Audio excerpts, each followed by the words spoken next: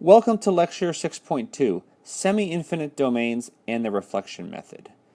In this lecture, we will solve the heat and the wave equation where x is restricted to the positive real numbers. The technique is quite simple. We will take the initial condition and we will extend it to the entire real line, either by making it to an even function or an odd function, much like what we did with Fourier series. At this point, we've turned our PDE into something defined on the entire real line, and we know how to solve this. That's what we saw in the previous lecture. Let's get started. We'll begin with the heat equation with Dirichlet, or type 1 boundary conditions. That is, the temperature is going to be fixed at 0 at the one endpoint. So let me draw a picture of this. Suppose we have this half-infinite bar here, and at the endpoint we have temperature fixed at 0 degrees, and let's put an initial condition on this. Let's say it's something like this. It doesn't actually have to be 0 at the endpoint because it's defined only for positive values of x. So this is u of x 0 equals h of x. So to solve this, we will extend this function, h, to be an odd function defined on the entire real line. So in other words, we will make this continue in both directions, and then we'll define this. So let's basically do the odd extension. So I'm going to call this h naught of x, 0 for 0, or the O for odd. And then because it's an odd function, we have to define it to be 0 at the origin anyways. So motivation for why we're doing this, let's recall we saw earlier with the heat equation when we had a bar. So let me draw it like this. So we had a bar defined on 0 to L. So we had a finite domain, and suppose this was our initial condition, u of x 0 equals h of x. So to solve this, we ended up getting an infinite series involving sines and cosines. And so if we had these same old type 1 boundary conditions where the endpoints are fixed at 0, then we extended this function to be odd. We took the odd extension. Well, why odd and not even? Well, because we had no choice. These things being 0 means it has to be a sine wave. So for example, this might be that x L minus x function. I don't mean it to be a sine wave. It's that one that we've seen a lot before. So for this equation, we took this odd extension and we solved the PDE. We really did is solved it on the entire real line, and then we just took the restriction of that solution to 0L. And that's exactly what we're going to do here. We are going to take this function, take the odd extension. Here's the formal equations of the odd extension. And now we have a function defined on the entire real line. It's not periodic. However, we know how to solve the heat equation on the entire real line. We did that in the last lecture. It involves that Gaussian. So one quick comment. This is example 1. We'll do example 2 where we have the other kind of boundary conditions. So later we will do the type 2, ux0t equals 0. So here's a picture of what that looks like for the bounded case. Recall that if we have the same initial condition, but we had this condition, then we had to take the even extension. So not surprisingly, if this condition up here, if this were an x, we have type 2 boundary conditions, then we do the same thing here, but instead of an odd function, odd extension, we make it an even extension. And we'll do that later. More formally, we are going to turn this PDE on a semi-infinite domain into one on the entire real line. Now we should probably call it a different function, so we're going to call it v instead of u. And the initial condition, v of x 0, is just this odd extension, h naught of x. Recall from the previous lecture that we have a very nice formula for the solution to this Cauchy problem. Namely, it's the integral over the whole real line of the initial condition, h naught of y, times g of x minus y and t with respect to y, where g is this Gaussian, this bell curve. So we're basically done. Nothing really more to do, right? Well, turns out we can simplify this a little bit. It's not too surprisingly, because of the symmetry involved. We don't need to write this as an integral from negative infinity to infinity, and this extension h naught. What we want to do is we want to write it in terms of this original function h of x, which is just defined on 0 to infinity. Okay, let's get started. So to solve the heat equation on the semi-infinite line for a general initial condition, and we have one boundary condition, the first thing to do is to turn this into a function of v. So vt equals c squared vxx, where v is going to be defined on the entire real line. And then let's skip to the initial condition. V of x0 equals the odd extension, so I'm going to call that h naught of x. So let me sketch what this looks like. So here's the real line.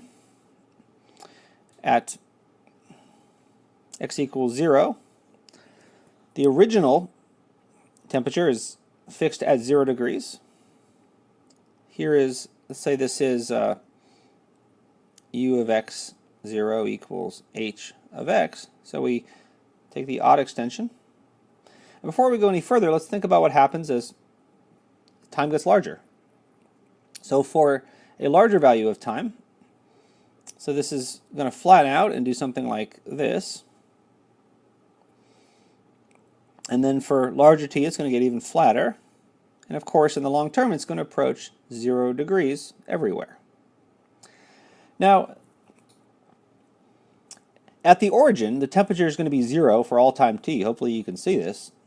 So I don't really need this extra condition. I don't need to turn this boundary condition into one in v. And it doesn't really belong there anyways, because once I've extended it to the entire real line, this is no longer the boundary of anything. So we're just going to omit it and then solve this. Now this is something that we know how to solve. We did this in the last lecture. Recall that v, let me write this h naught of x over here. Okay, so v of xt, the solution here is the integral over the entire real line of the initial condition h naught of y g of x minus y t dy. So of course this is generally not going to be differentiable at the origin, so we have to break this up into two pieces. So the first piece, integral from negative infinity to 0 of h naught of y times g of x minus y t dy plus 0 to infinity h naught of y g x minus y t dy. Now let me remind you that I could stop here, our first line. That is the solution. There's nothing wrong with that. It's just nicer if we could write things in terms of the original functions, and we will exploit symmetry to do this. So we're just going to simplify this a little bit. Okay, so recall that the odd extension for negative values of x, h naught of x equals negative h of negative x. So right away, this h naught of y equals h of y, because we are only on positive values of y here.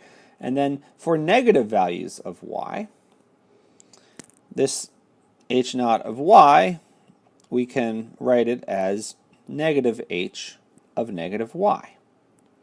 So I'm going to rewrite this. I could do this all at once, but I'm going to do it step by step so you can see where, because it's really easy to make a mistake as well. So this is negative integral from negative infinity to 0 of h of negative y, g of x minus y, and then everything else is going to be the same, dy, and then the next integral is going to be the same, 0 to infinity, though I'm going to make this h of y, so now everything's in terms of the original function, g of x minus y t dy. Now, this integral goes from negative infinity to 0, but I want to show you how we can simplify this. So I'm going to draw just an arbitrary function, call it g of x, or maybe if you want to call it g of y. Yeah, let's do that. G of y. And if we want to reflect this across the, I was going to say y-axis, but across the vertical axis, then that function is, of course, g of negative y. So this is g of negative y. So notice how these two functions are related. They're just reflections of each other. And so if we take the integral of one of these, so let's integrate from negative infinity to 0 of g of y, that's the area under the curve. Well, of course, that's just going to be equal to the area under the curve in this region. So that's the integral from 0 to infinity of g of negative y dy. Okay? So given that, I can rewrite this integral. Instead of going from negative infinity to 0 of h of negative y, I can make this so that the negative sign still persists. I'm going to change this integral from 0 to infinity of h of y. So now I have to change all the y. I have to flip the signs of all the y's, and there's another y in there as well. So just to highlight, there's a negative y there, and there's a negative y there. So this is g of x plus y t dy. So again, this picture should provide motivation for why we did that. If you look at it symbolically, it's so easy to get confused. And then I'm going to keep the second one exactly the same. So I'm not going to change a thing in the second integrand. And now I can combine terms. So look what I have here. I have an integral from 0 to infinity. I have an h of y here. And then I got to factor out, let's see, I have a positive g here and a negative g here, though the arguments are different. So h of y times a g of x minus y t minus g of x plus y t dy. And that is the solution we seek. That is precisely the solution to the heat equation on the entire real line, although we can take just like we did for bounded domains, we can just restrict this to the positive reals, and we get our solution on the half real line. Our next example, the next slide, is going to be the same thing, except we have Neumann boundary conditions instead of Dirichlet.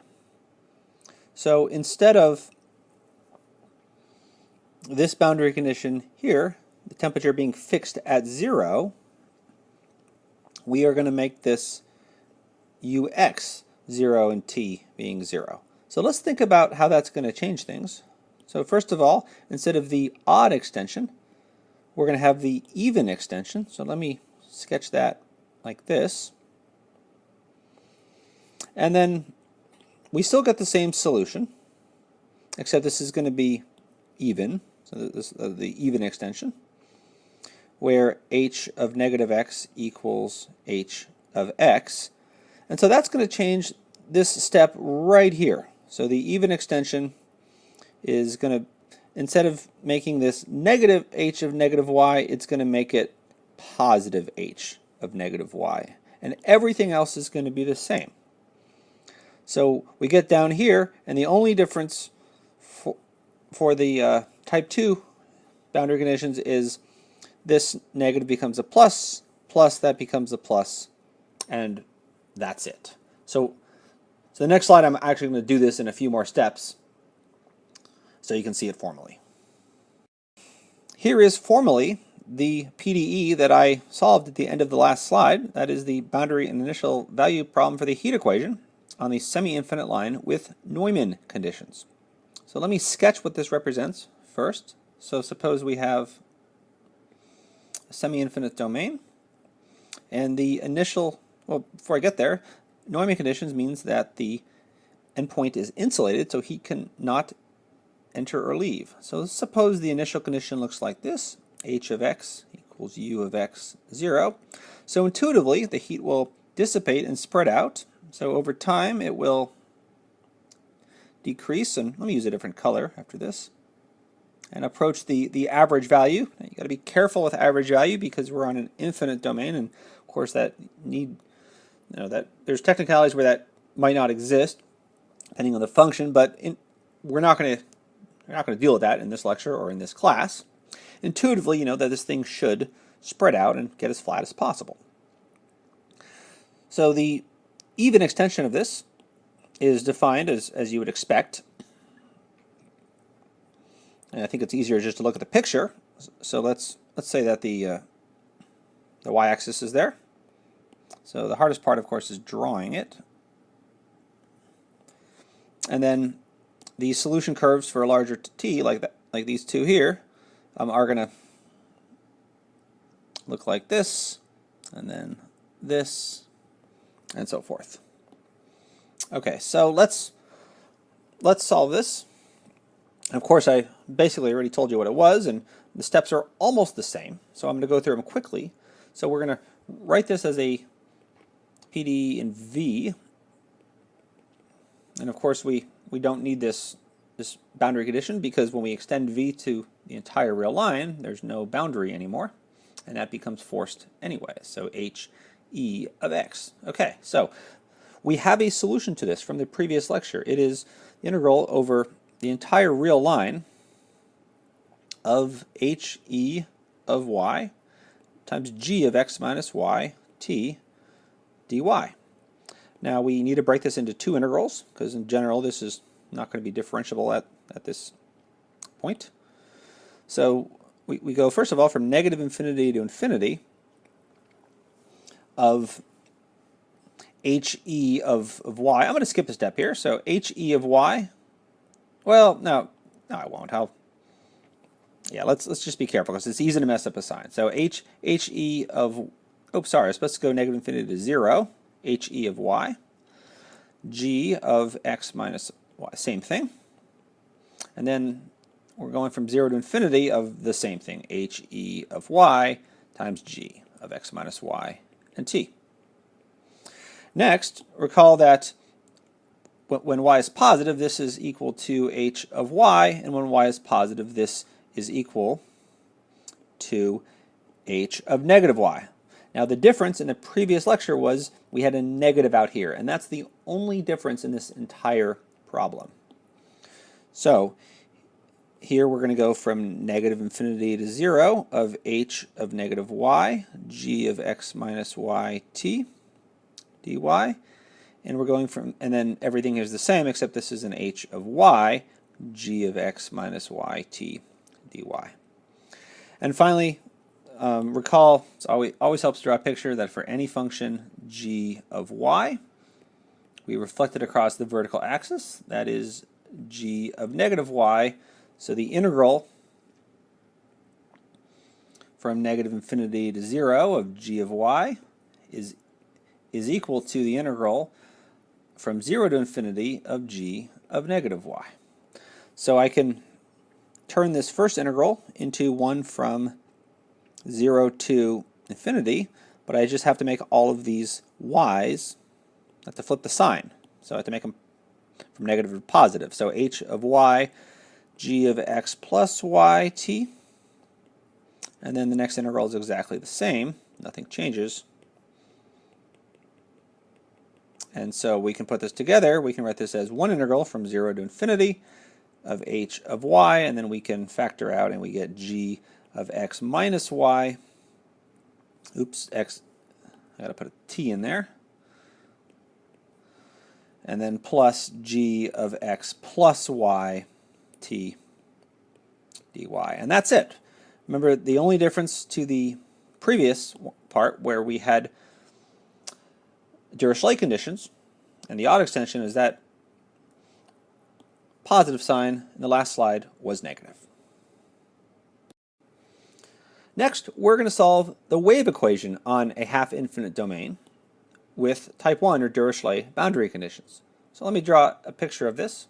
So here's half-infinite domain. We have a wave like this. You can think of it like maybe like an infinite string, or maybe better, you can think of it like waves that are traveling in like a one-dimensional swimming pool. So we need to make this function odd. This is the initial displacement.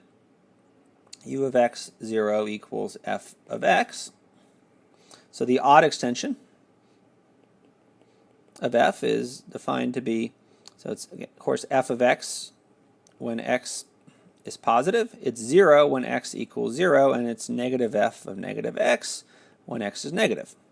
Similarly, we need to specify the initial velocity of the wave. That's built into the boundary and initial value problem. So g, or the odd extension of g, is g of x when x, it's the same thing, x is positive, 0 when x is 0, and negative g of negative x when x is negative. Okay, so we need to turn this PDE into one defined on the entire real line. So we use a function v, so vtt equals c squared vxx as before. We can ignore the boundary condition because it goes away once we extend it on the whole real line, and it is implied anyways. Now recall what's going to happen is these will be traveling waves that are going to go in that direction. Well, actually, both of these are going to be traveling waves, and they split up, and half goes to the left and half goes to the right. In other words, we know how to solve this. We did this in the previous lecture. So our two initial conditions, writing in terms of v, so v of x 0 is just the odd extension of f, and the initial velocity, oops, that should be a v, not a u, vt of x 0 is g naught of x. Okay, and this solution that I've sketched, where the wave splits up and half of it goes in one direction, half goes in the other, we have a solution for that, or we have a formula for that. So del Ambert's solution is, so let me write this down, del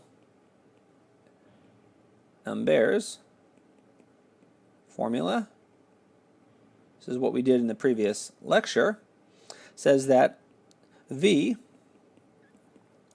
is 1/2 times the initial, well, let's say f naught of x plus ct plus f naught of x minus ct. So this represents the initial wave, half of it going to the left and half of it going to the right.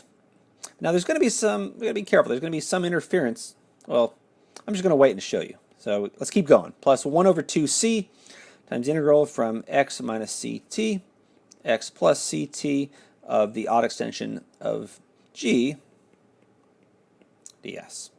Okay, so this is the solution to this initial value problem. However, we got to be careful because we have done this odd extension, but this odd extension, this wave is going to travel both directions, and it's going to interfere eventually, for long enough, it's going to interfere with the original wave, and we don't want that. So see what I mean by that? If we wait long enough, this artificial wave that we put is going to go this way, and it's going to be interfering with this here. So here's what I'm going to do. I'm going to draw a picture of the positive reals. So this is x equals 0, and this is, say, x equals ct.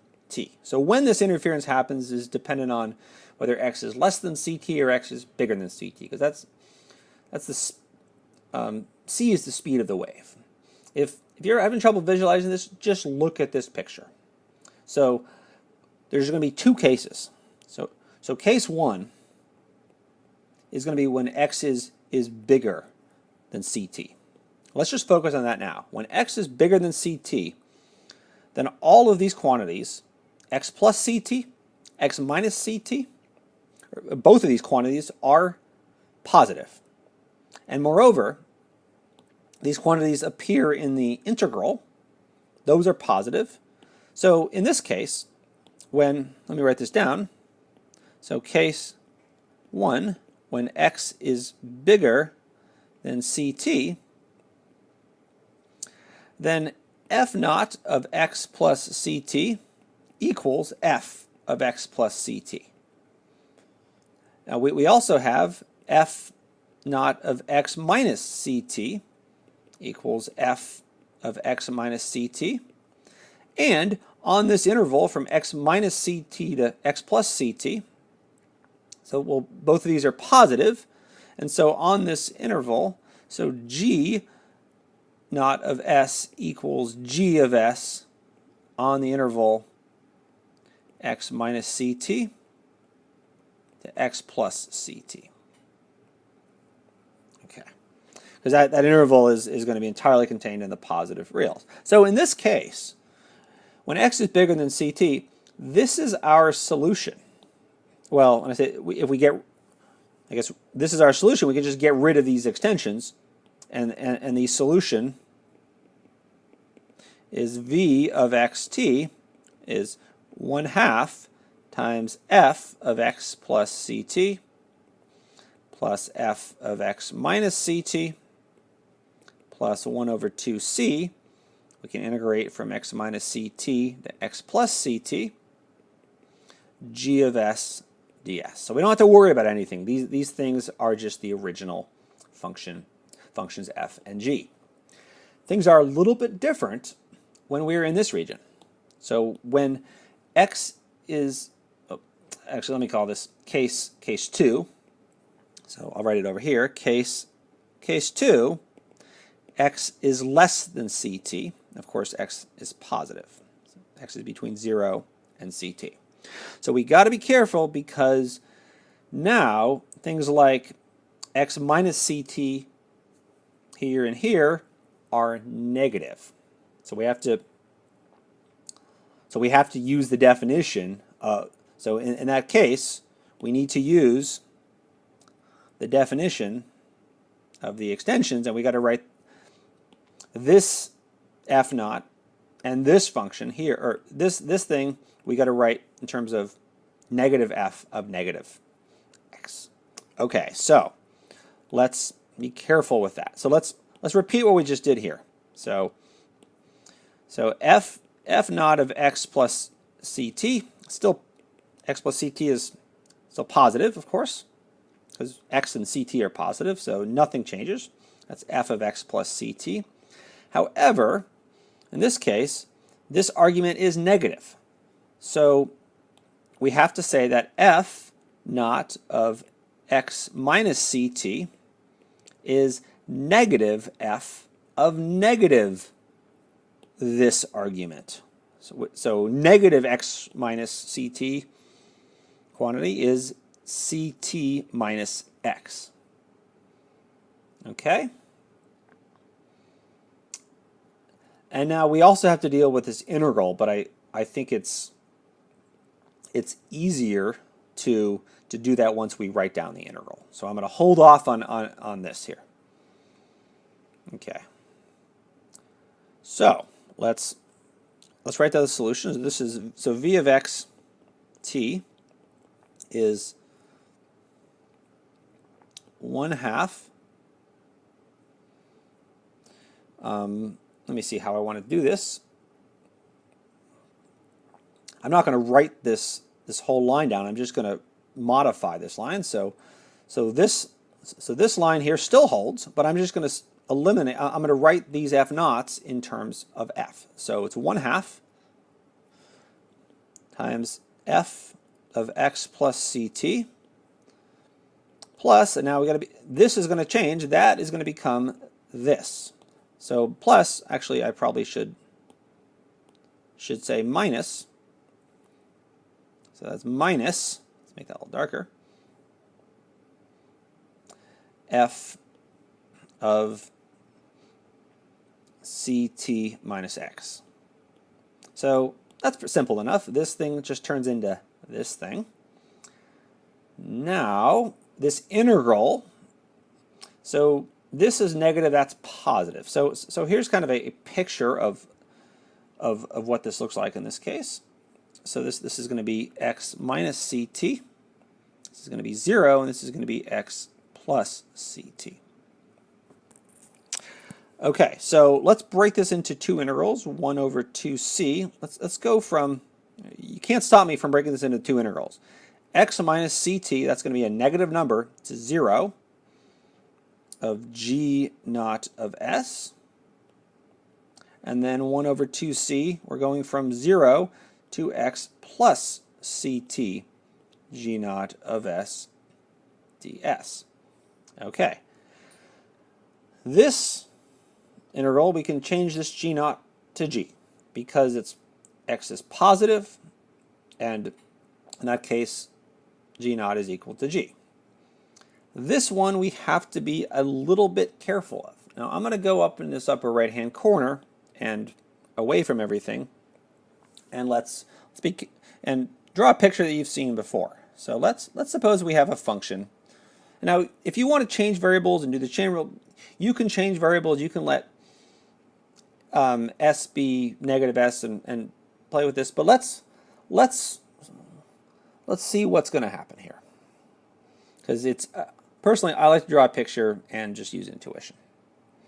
Okay, so let's suppose that we are integrating a function. So we have a function g of s, and suppose we're going to integrate it from a to 0. So here's a picture of that. Let's consider the function, because, and I'm saying that because on this region, this function here is going to be negative g of negative s. So to integrate that from in this region, we have to change variables. We have to, like, we can let t be negative s, and then, but it's so easy to mess up those limits if we do that. It's not as hard with a picture. So this is g of s. And g of negative s, again, looks like, I don't mean to draw these areas to be the same. That's just, I just want some part of it to be under, some part of it to be over. So say this is from, so this is, let's see what let me say this is from negative a to 0. And say this is from 0 to a. This is g of negative s. Although, honestly, you know, let's put the negative in here. Doesn't matter, right, by symmetry. So I'm going to call this g of s, and that's going to be g of negative s. So notice that if we integrate from negative a to 0, g of negative s ds, that's this area here, is the same as this area here.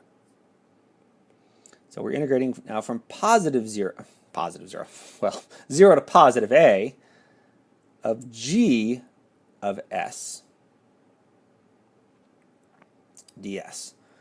However, I would still like to combine this into one integral where we're going from the negative number to the positive number. So one thing I'm going to do, notice that what I want to do, I don't need to, but I'm going to rewrite this. You can't stop me from switching the order and saying this is a to 0 g of s ds. And I'm going to put, if I do that, I got to put a negative sign there. So if I want to, I can integrate in the opposite direction. I do this. Okay, so let's now work with this. So this integral, so first of all, I'm just going to put quotation marks here. Nothing here is going to change. Let's also deal with the second one, because this is easy. 1 over 2c, integrating from 0 to x plus ct, g of s ds. Again, when x is positive, g naught is just g, and here's the tricky one. And it's tricky because it's easy to mess up these little details. 1 over 2c. Okay, so we are now going to, so we got to substitute this g naught for negative g of negative s, right? So let me do that. Well, let's I'm going to integrate. So I'm going to stick a negative g of negative s ds.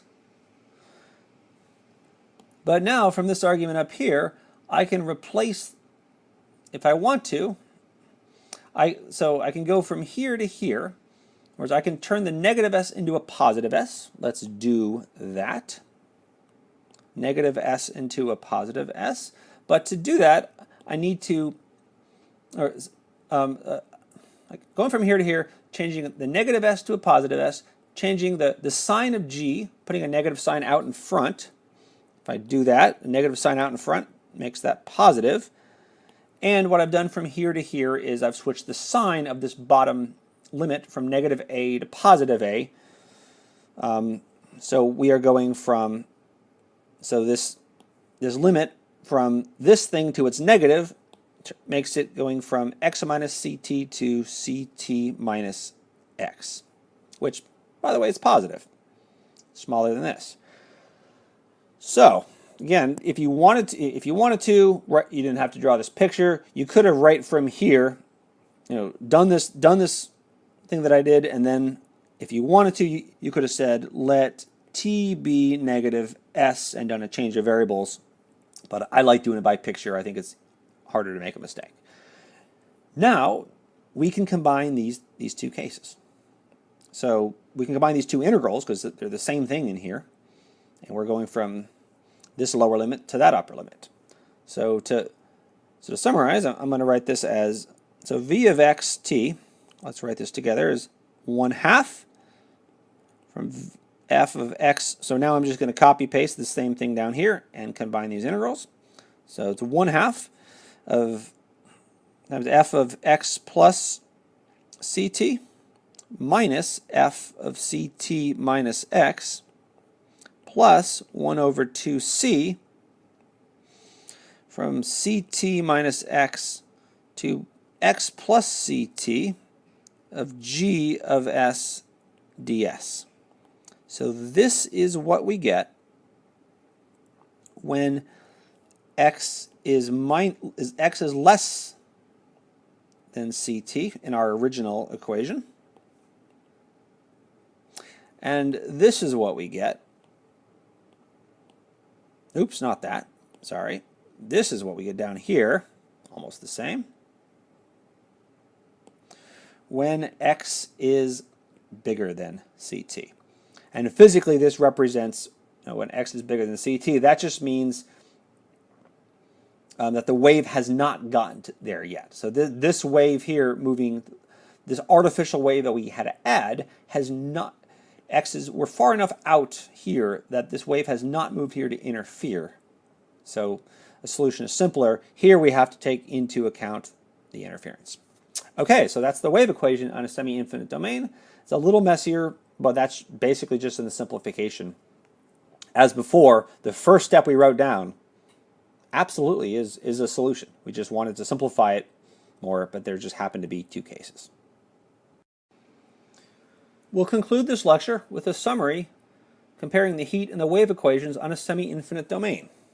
So in all of these cases, what we do is we have the semi-infinite domain, and we have our initial function, our initial condition, possibly 2 if it's the wave equation, and we turn it into the odd extension, and then we solve that equation on the entire real line. And that's what we learned to do in the previous lecture. So for the heat equation, the integral is, or the solution is the integral from 0 to infinity of this heat kernel, or fundamental solution, g of x minus yt minus g of x plus yt times the initial condition integrated with respect to y. For the wave equation, we have two initial conditions, and what we get is basically D'Alembert's solution if x is bigger than ct. And for x being less than ct, we get D'Alembert's solution slightly modified due to the fact that we had to undo the odd extension of f and g. So these two negatives, or these two things are negative of what they were up here, and this lower limit is negative of this lower limit up here. Otherwise, everything is the same, and that's just due to the interference. Okay, so that takes us to the end of this lecture. In this lecture and the previous, we have seen how to solve PDEs on infinite and semi-infinite domains. There's actually another way to do this, and that's going to be the topic, the remainder of this section, and that's using Fourier and Laplace transforms. So recall that a Laplace transform takes a function of t to a function of s, and a Fourier transform takes a function of x to a function, let's write it, of c. And the key property is that these transforms take derivatives on the left-hand side to multiplication on the right-hand side. So for ODEs, we could solve differential equations by turning derivatives into multiplication, thereby turning ODEs into algebraic equations. So a Laplace transform, you saw this in your ODEs class, takes an ODE into an algebraic equation in S. So if we take a Laplace transform to a PDE in space and time, x and t, then what we're going to get is an ODE. The t is going to go away, so we're just going to get an ODE in x. Similarly, if we take a Fourier transform of an of a PDE in x and t, we're going to get an ODE. The x derivative goes away, turns into multiplication, so the only variable left is going to be t. So we're going to get an ODE in t. So that's what we're going to look at in the next lecture. Stay with us.